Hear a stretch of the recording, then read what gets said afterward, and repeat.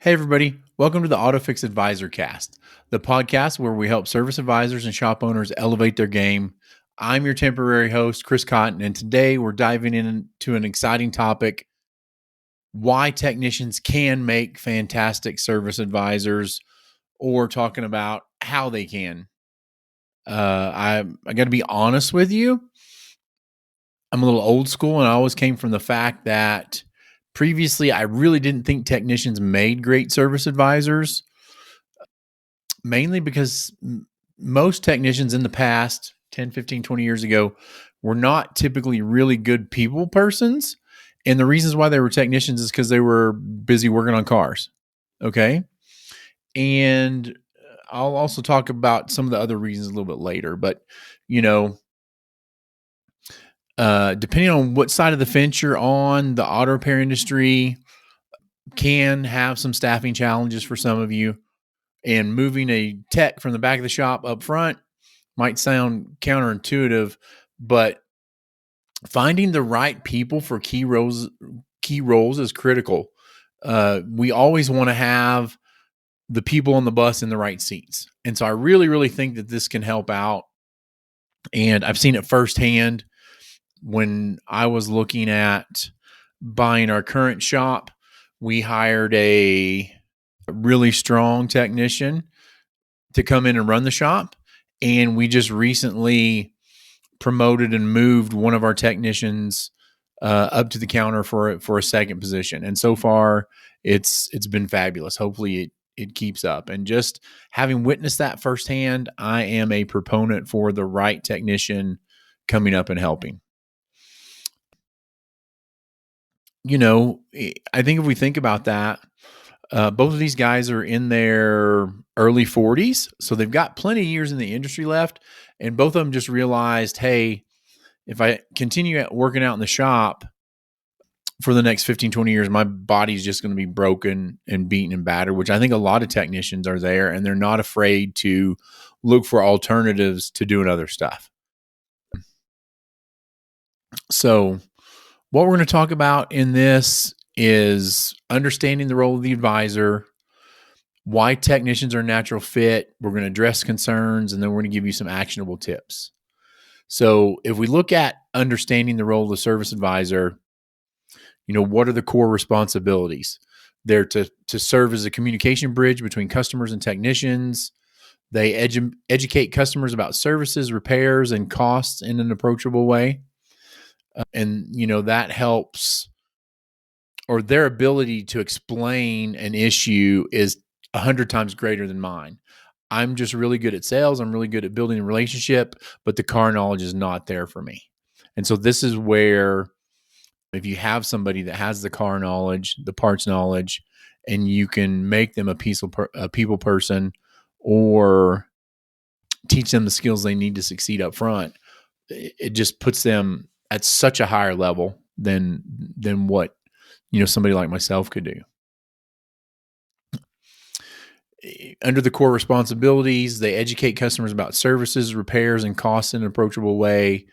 They schedule appointments, manage workflow, and oversee service timelines. They also build trust, foster loyalty, and ensure customer satisfaction.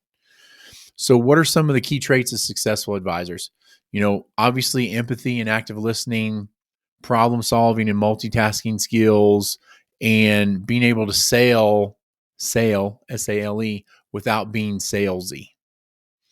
And so why are advisors crucial to the shop? These people are the face of the shop. They're typically the first and last point of contact for customers. And a great advisor can boost retention, upsell services, and improve the overall customer experience. I don't know how many shops we've had around the country where you've had service advisors that have been doing this for 30 years, and they go to another shop and they kind of take some of their clientele with them. I know as owners, we want those people to be loyal to us, and there are, most of them are, but several of them are loyal to the advisor. So next, why are technicians a natural fit? I just talked about it a minute ago. They have deep technical knowledge. Technicians bring an insider's understanding of repairs, and makes them better equipped to explain issues to customers. They have confidence in answering complex questions, and that helps them build trust with the customer. Credibility. Customers are more likely to trust advice from someone with hands-on experience. Problem-solving mindset. Technicians are trained to diagnose and fix problems, and those skills transfer almost seamlessly to handling customer concerns, things at the front counter, things like that. Shop operations insight. Most technicians are familiar with your workflow, parts ordering, time management, and that makes technicians effective coordinators or service advisors. Here's maybe the biggest thing is the empathy for the back of shop staff. Having been in the technician's shoes, they can bridge gaps between the front desk and the shop floor. I think most technicians think it's easy running the front. It is not. Like, it's very difficult. And I think when you have a technician that comes up there and does that, it shows them the other side of it. But then again, it's like, hey, I used to do your job.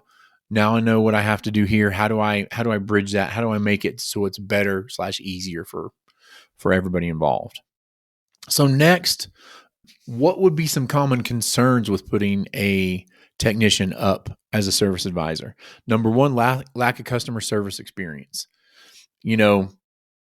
We would need to emphasize the importance of training and mentorship to develop communication and some soft skills. The next concern is losing technical talent in the shop. There's a thing called talent drain. And if you start pulling out really, really great technicians out of the shop and putting them up front, while that may be great in one area, it might hurt you in another. So you have to think about that. What am I getting by bringing them up here? What am I losing by not having them in the shop? Is this a plus? Is this a win-win for everybody involved? A well-trained advisor increases overall shop efficiency and customer satisfaction, which benefits the entire team. So we also have some financial implications. A technician's pay might go down for a little bit until they're, able to get it, depending on how you're paying the technician and depending on how you're paying your staff. If you're doing like a salary plus bonus or hourly plus bonus, there's all kinds of things that might affect that. So you need to make sure you set them up for success with their pay as well.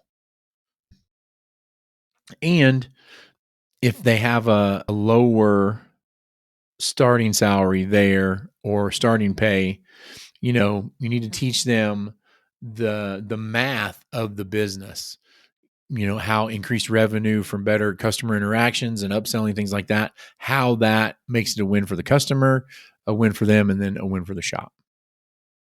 Kind of the last concern in this area is one of the reasons why I never really got on board with it is a lot of technicians seem to be price adverse because they know what it takes for them to do these jobs. They know that they can go to the parts store, buy a part for this. They know that they can go in and do something in 30 minutes. Whereas when they go in and look at a price when everything's been priced out, they're like, oh my gosh, I can do it for so much cheaper than that. And they're not wrong. They can do it cheaper than that. But that would be a true do it themselves or DIY project instead of a do it for me. Like, that's what our customers are coming in for, is for the do it for me aspect of it. So next up we have, how do we transition technicians into these roles? Number one, we got to identify the right candidates. Not every technician in the shop is going to be able to do this. You have to look for technicians with strong communication skills and a desire to grow. We have to look at their personality traits like patience, empathy, make sure they have a positive attitude, make sure that they're showing up to work on time already, making sure that they're doing the things they need to do. You have to get them training and support. Hopefully your shop's been training them really, really good and really, really well to be technicians. And now you need to send them to classes, offer them training on customer service, sales techniques, time management. Hopefully you have another experienced service advisor there for a shadowing opportunity. The next thing you need to do is you need to create a clear path for them. You need to lay out a structured roadmap for the transition, including benchmarks and goals. Again, offer incentives for taking on new responsibilities, make it work out in their pay plan. Also celebrate milestones. You need to recognize the progression and achievements and let that help build confidence and morale in these technicians turned service advisors. So if we look at what's the business case for promoting technicians, number one, improve customer trust and loyalty. Customers value transparency and knowledge, which technicians naturally provide. Hopefully, if your technician hasn't been just hiding in the shop forever, most of your customers probably know or have heard the names of your technicians. And then whenever you bring them up front and introduce them, you just introduce them like, hey, we promoted so-and-so to be a service advisor. And people will be like, oh, I remember David from when he worked in the back. Like, he worked on my car last time. And so that's going to help out a bunch. Talking about more about the business case for promoting technicians, enhanced team dynamics. I bit my lip on the inside right before I started filming this.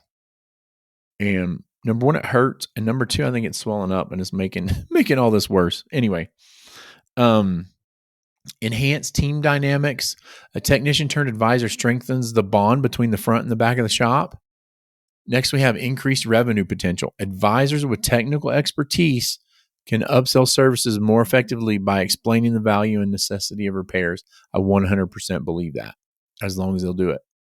Last, we have future-proofing your shop. If we develop internal talent pipelines in order to address our staffing shortages, I think it's a win-win for us as well as them.